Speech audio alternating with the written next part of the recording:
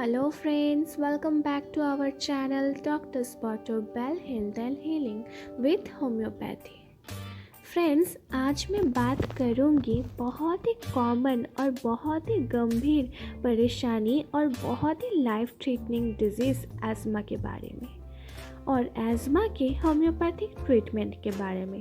तो चलिए शुरू करते हैं। वीडियो शुरू करने से पहले आप सबसे एक ही रिक्वेस्ट है, अगर आप सब अभी तक हमारे चैनल को सब्सक्राइब नहीं किया हो तो प्लीज़ हमारे चैनल को सब्सक्राइब कर दीजिए और बेल बटन को ज़रूर प्रेस कीजिए आने वाले वीडियो की नोटिफिकेशन पाने के लिए। तो चलिए देखते हैं। एस्मा एक क्रॉनिक रेस्पिरेटरी डिसऑर्डर है। हमारे जो एयरवे यानी कि जो एयर पाइप और विंड पाइप होते हैं जिसे हम ट्रकिया कहते हैं, उसमें अगर कोई इन्फ्लेमेशन यानी कि सूजन हो जाए और जिसकी वजह से वो एयरवे बहुत ही नैरोअर हो जाए और वहाँ पे एक्सेसिव म्यूकस प्रोडक्शन होकर वो म्यूकस वहाँ पे जमना शुरू हो जाए, जिसके कारण पेशेंट को सांस लेने में बहुत ही तकलीफ़ हो, उस कंडीशन को हम एस्मा कहते हैं। मैं बात करूंगी एस्मा के कॉजेशन यानी कि क्या क्या कारण से एस्मा हो सकता है।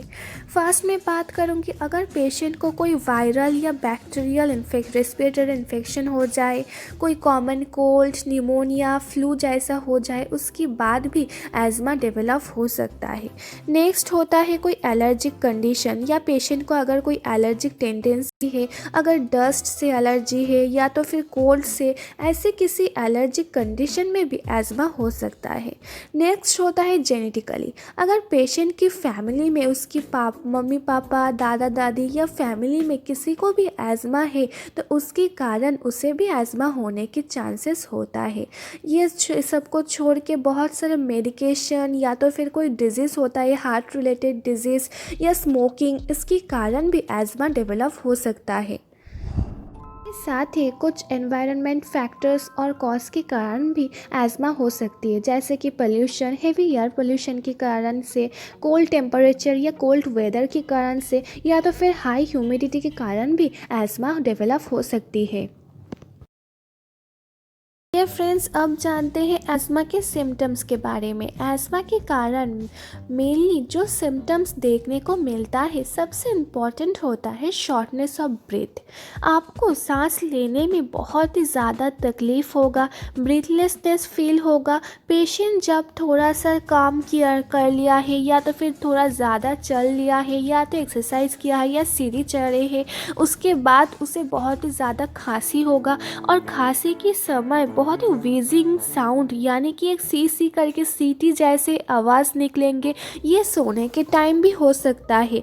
इसके साथ ही उसे टाइटनेस ऑफ चेस्ट यानी कि उसे ऐसा फील होगा कि उसके सीने में कुछ भारी सा कुछ अटका है, उसे ऐसे फील होगा। इसके साथ ही जब उस पेशेंट को एस्थेमिक अटैक आता है तब उसका चेहरा एकदम नीले पड़ जाएंगे, उसके साथ ही उसे बहुत ही ज़्यादा पसीना आएगा। ऐसा सिम्टम देखने को मिल सकता है एस्मा के कारण।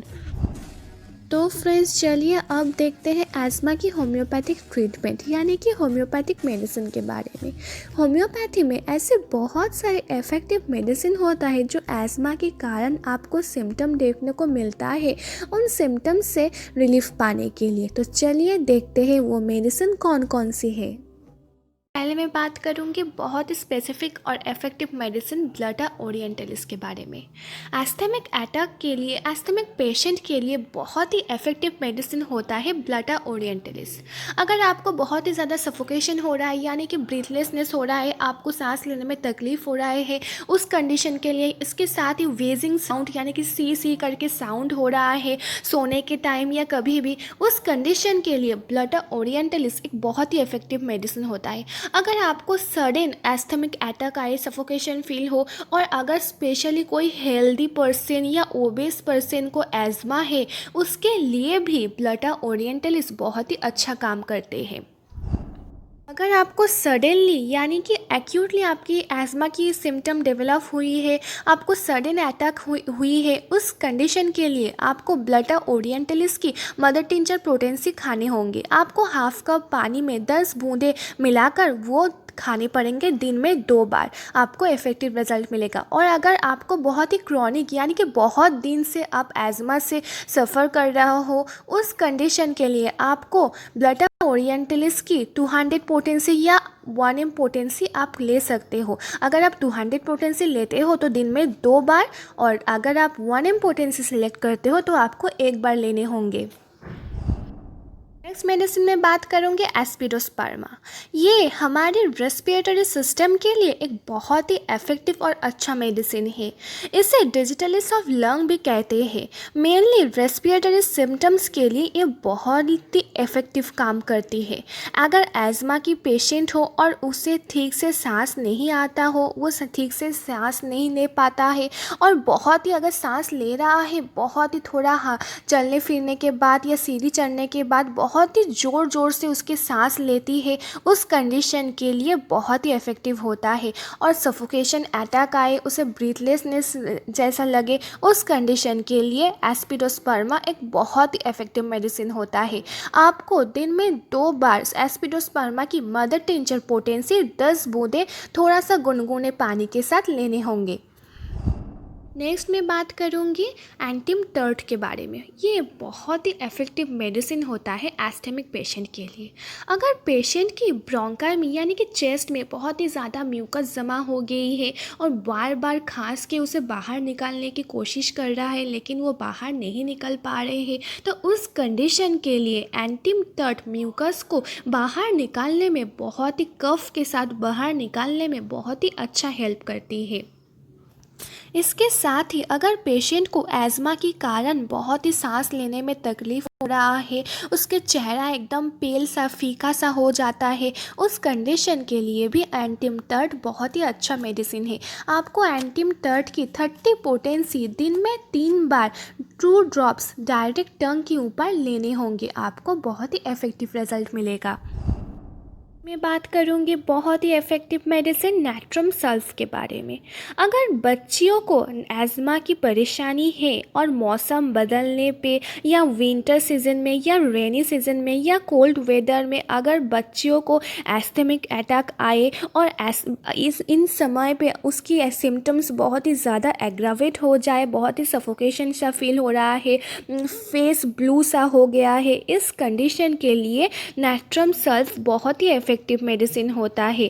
और ख़ास करके अगर खांसने के समय जो स्पूटम निकल रहा है वो अगर बहुत ही ग्रीनिश येलो कलर की हो, ग्रीनिश कलर की हो, इस कंडीशन के लिए नैट्रम सल्फ एक बहुत ही अच्छा मेडिसिन है। आपको नैट्रम सल्फ की 30 पोटेंसी दिन में 3 बार आपके बच्चे को 2 ड्रॉप्स पानी के साथ मिला के या डायरेक्ट टंग पे लेने होंगे, आपको बहुत ही इफ़ेक्टिव रिजल्ट मिलेगा। तो फ्रेंड्स, अगर आप सबको एज़मा जैसी ऐसे गंभीर बीमारी से गुजर रहे हो, आपको सफ़र कर रहे हो एज़मा से, तो आपके सिम्टम वाइज आप इन मेडिसिन को ले सकते हो। आपको बहुत ही इफ़ेक्टिव रिज़ल्ट मिलेगा आपके सिम्टम से रिलीफ पाने के लिए। और अगर आपकी फैमिली में, फ्रेंड्स में, रिलेटिव्स में किसी को भी एज़मा की परेशानी है तो उसके साथ मेरी ये वीडियो ज़रूर शेयर कीजिए। और अगर आपको मेरी ये वीडियो हेल्पफुल लगी हो, अच्छे लगी हो, तो इसे एक लाइक ज़रूर कर दीजिए और मेरे चैनल को ज़रूर सब्सक्राइब कीजिए। खुद हेल्दी रहिए और दूसरों को भी हेल्दी रखिए। Bye friends.